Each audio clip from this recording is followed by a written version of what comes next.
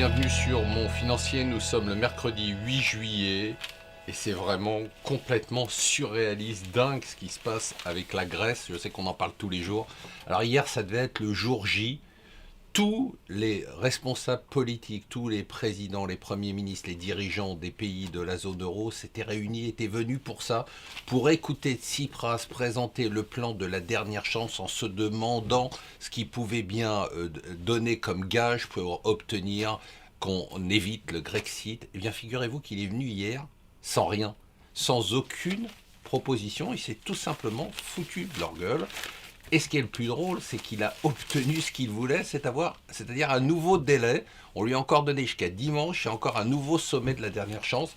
La carte qu'il a en main, c'est que visiblement, les Européens ont vraiment une trouille bleue du Grexit, et il en profite. Alors jusqu'à quand ça va durer, on ne sait pas, mais pour l'instant, il gagne à tous les coups. Le pétrole, on en a parlé hier, il continue à chuter, près de 8% de baisse, et la fête n'est pas finie. Pour ajouter un petit peu d'huile sur le feu, le FMI n'a pas trouvé d'autres idées que de dire qu'il y avait en plus de la Grèce, en plus de la Chine dont on va parler, un nouveau risque, c'est la hausse du dollar et le risque qu'il fait peser sur les économies émergentes. Il nous manquait plus que ça.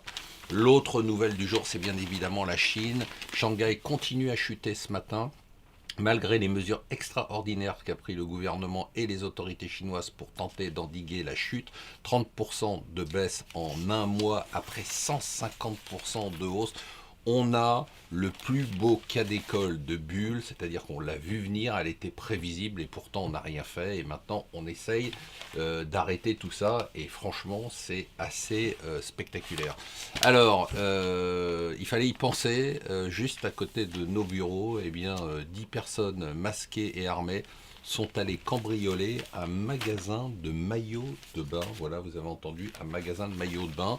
Et il y en a d'autres par contre qui en plein plan Vigipirate sont allés voler des explosifs. De quoi faire sauter tout un quartier de Paris. C'est quand même pas très rassurant. Et enfin, on finit avec le Wall Street Journal qui nous dit ce qui se passe en Chine est en train de faire exploser le marché des matières premières qui sont en plein effondrement. Voilà, beaucoup d'instabilité sur les marchés, beaucoup d'agitation, beaucoup de nervosité jusqu'à dimanche. Restez avec nous sur Mon Financier.